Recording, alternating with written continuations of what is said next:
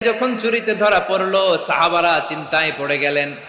সবেমাত্র মক্কার লোকেরা কালিমা পড়ে মুসলমান হয়েছে, ইসলামের আইন কানুন তেমন জানে না, ইসলামী শরিয়ার সাথে বেশি পরিচিত নয়।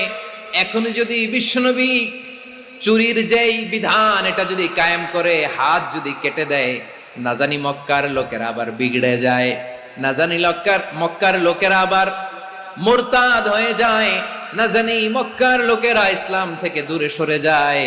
চলো চলো, সাহাবীরা মিলে পরামর্শ করলেন, চলো বিশ্বনবীর কাছে যে বলি, ও নবী, শুধু কেবলমাত্র একমাত্র এই নারীর জন্য চুরির হাত কাটার বিধানটা আপনি একটু থামিয়ে দেন।